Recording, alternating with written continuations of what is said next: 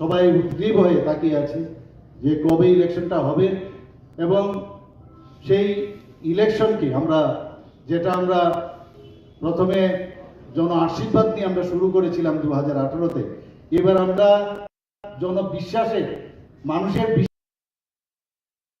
বিশ্বাস আমরা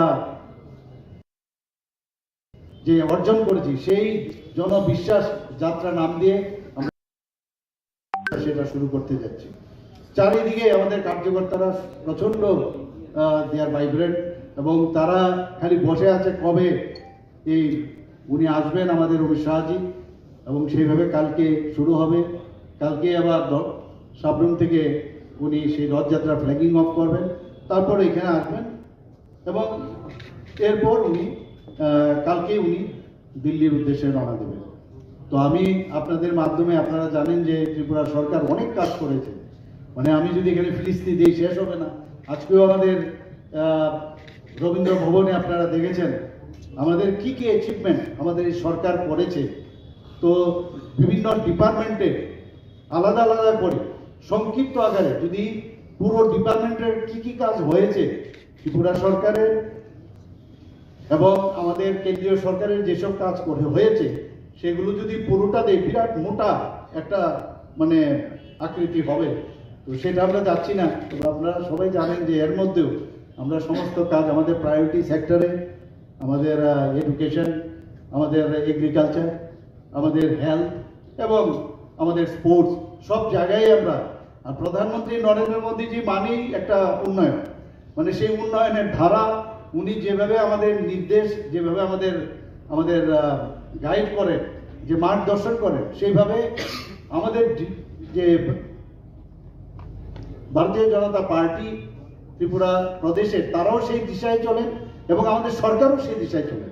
এবং সবচেয়ে বড় যে বিষয় সেটা হচ্ছে আমরা খুব ট্রান্সপারেন্ট, আমাদের সরকার খুব ট্রান্সপারেন্ট। আপনারা দেখেছেন এর মধ্যে আমরা যে ভাতা মাত্র 500 টাকা 700 টাকা ছিল, সেই জায়গার থেকে আমরা ভারতীয় জনতা পার্টি যখন সরকার গঠন করলো, নেতৃত্বাধীন সরকার, সেখানে আমরা 700 থেকে আমরা 1000 করেছি।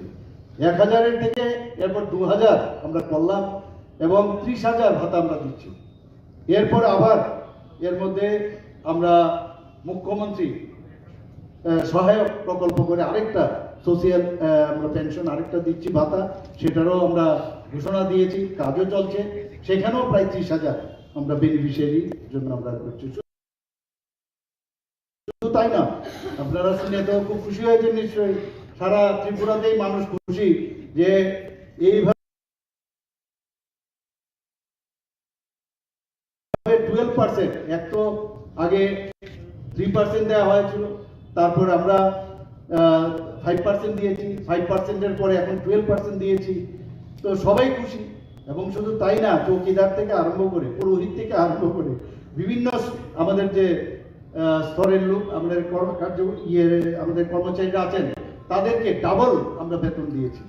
তো সবাই চারিদিকে একটা ফিল গুড, এই বিষয়টা মানুষের মধ্যে বিরাজ করছে। কাজে আমাদের সরকার কাজের সরকার, এবং এটা এই যে গুড গভর্নেন্সের যে বিষয়টা, সেটা আমাদের সরকারের মধ্যে আছে এবং সেইভাবে আমরা কাজ করছি। কারণ আমাদের নেতা হচ্ছে, আমাদের লিডার হচ্ছে আমাদের প্রধানমন্ত্রী নরেন্দ্র মোদী।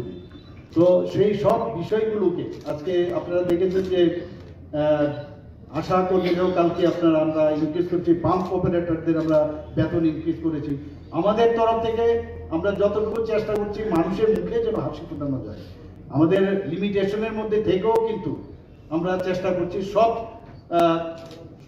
সবাইকে নিয়ে আমরা চলা। আমরা জানি যে প্রধানমন্ত্রী বা আমাদের যে সরকার এবং আমাদের পার্টির যে মূল মন্ত্র সবকা সাথ সবকা বিকাশ বিশ্বাস আত্মা প্রয়াস, আর এই বিশ্বাসকে নিয়ে জনবিশ্বাস যাত্রাই আমরা নাম দিয়েছি এই কারণে। তো আগামী দিন আমাদের জন্য একটা বিশেষ দিন, যে আমাদের মাননীয় গৃহমন্ত্রী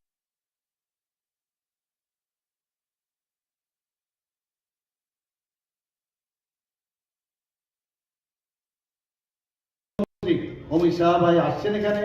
তো ওনাকে নিয়ে আমরা কালকে ফ্ল্যাগিং অফ করবো এবং 12 তারিখ সেটা চলবে, 5 তারিখ থেকে কালকে থেকে আমাদের শুরু হচ্ছে, কিন্তু 12 তারিখ এটা সমাপন হবে আগরতলায়।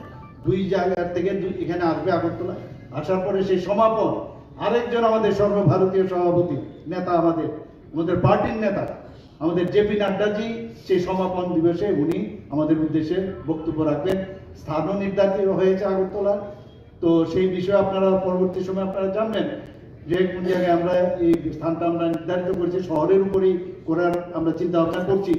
তো অদ্ভুত একটা যে ইলেকশনের যে একটা বাতাবরণ, সেটা কিন্তু আপনারা দেখবেন কালকে